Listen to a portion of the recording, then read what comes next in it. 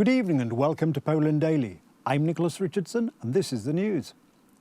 Opposition leaders have already begun talks to form a coalition agreement. Negotiations are taking place around 20 basic programme directions, but there is no shortage of differences on many fundamental issues. The possibility of forming a government is also declared by members of Parliament of the United Right. The Law and Justice political party promises to implement its programme regardless of post-election scenarios. Cooperation with opposition factions is possible as they share the party's policy ideas, including social policy.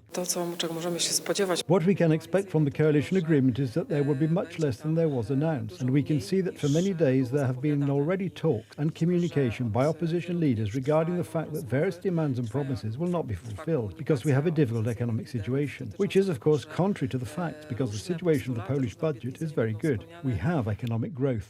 Meanwhile, the opposition is presenting Donald Tusk as their candidate for Prime Minister and declaring a parliamentary majority. For now, opposition leaders have not set a programme for the coalition and priorities vary depending on the club in question. The first thing we want to focus on is the issue of IVS funding, because this is supposed to improve fertility in our country and there is a very big problem with it. Secondly, we want to give relief to entrepreneurs. The Together party is considering forming a separate grouping in the Sejm. A decision on the matter is expected in the coming days. The party's deputies disagree with the left on some issues, such as the dismantling of the central transportation port. There is no shortage of separate opinions among left MPs either. This morning on TVP Info, Anita Kochachi-Dziedzic, when asked if the armaments contracts will be broken, said that there would definitely be an audit of those contracts. It is of course too early to say what will be broken or if anything will be broken up. Today it will be considered irresponsible. We do not want to tear up armaments contracts. Besides, I don't foresee big revolutions in national defence. Divisions within the opposition parties represent an opportunity for Law and Justice to form a governing coalition. There is a group of MPs who are sensible in this regard and who have similar approaches, while inevitably at the moment, as long as there is no designation of our candidate for Prime Minister, they have no desire to make themselves particularly known, because it is known how they may be treated by the entire liberal left elite in Poland. Law and Justice won the elections. It has 194 seats in Parliament. This is the largest club, and this is the grouping, the camp of the United Right, which has governed so far and can ensure further stable governments. Opposition leaders are pushing the president to immediately designate Donald Tusk as Prime Minister, as they expect polarisation. It was said that PSL with Poland 2050 will split after the elections. It was nonsense anyway. Now we see a big split, and also I think it is expected on the left. And we will still impose such a fundamental, very often programmatic difference between this economic liberalism as far as the civic platform is concerned. Meanwhile, Alexander Łukashenko is pleased with the outcome of the Polish elections, believing that the appointment of Donald Tusk as Prime Minister will benefit Polish-Belarusian interests.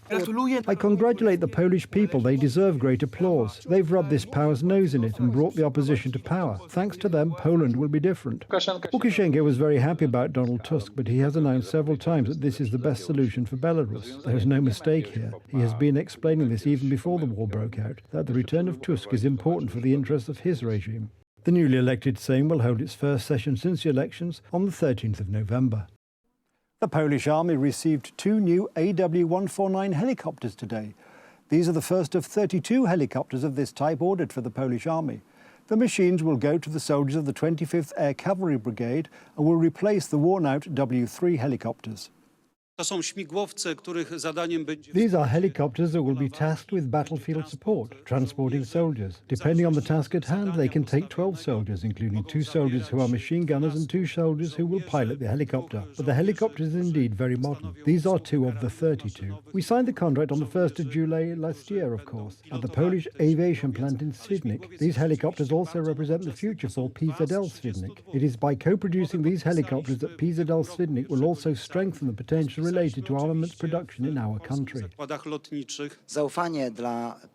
Trust for PZL Świdnik, trust in entrusting this type of contract, trust from Mr. Mariusz Błaszczak, Minister of National Defence, and the fact that today we can see these first helicopters already in the Polish Armed Forces. This means good news for the Lublin region, for the strengthening of the potential that PZL Świdnik creates in the Lublin region.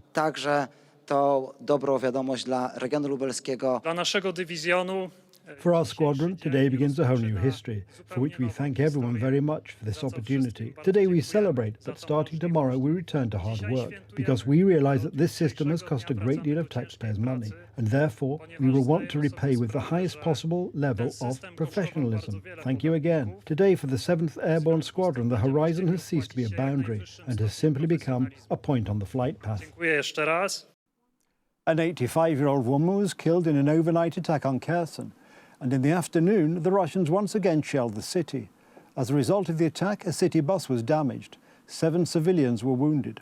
This all happened so fast. I slept here and my mother slept over there. Something exploded and I saw there were no windows. I somehow got out, thank God, because the door was blown out. While I got out, I saw through a gap that my mother was covered by a part of the ceiling that fell on her. I only have left what I'm wearing. No documents, no ID. I'm just in my bare feet. Some people gave me the clothes that I'm wearing now.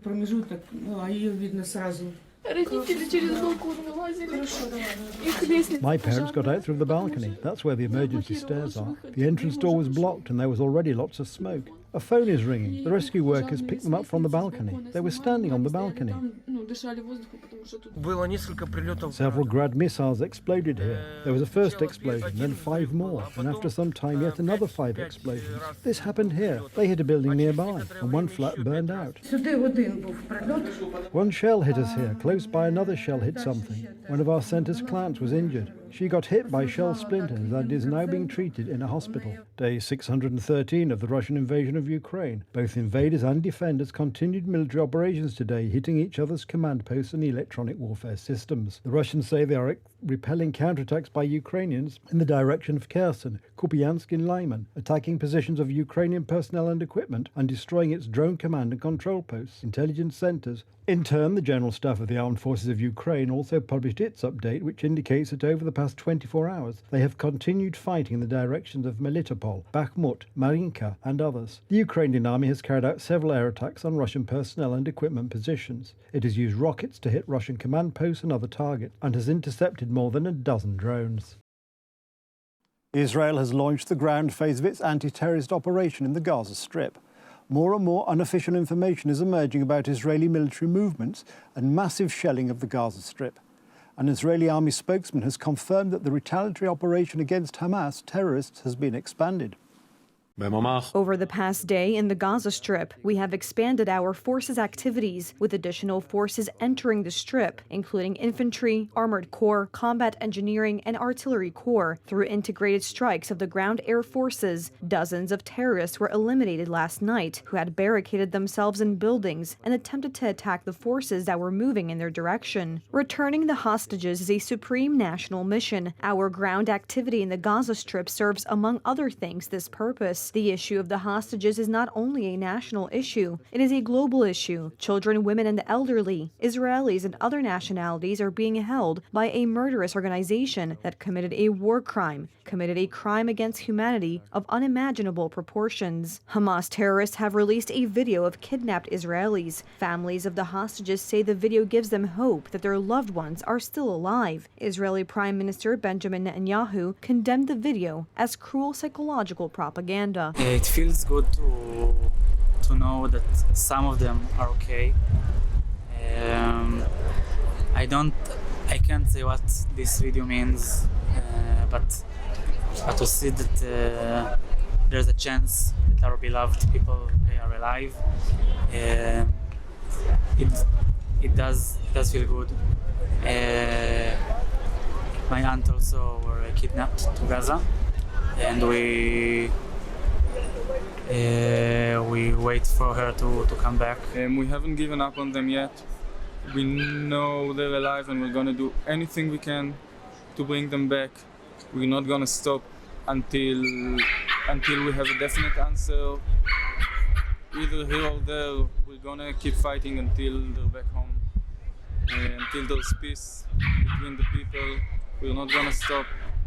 We don't have any other choice than to live in peace.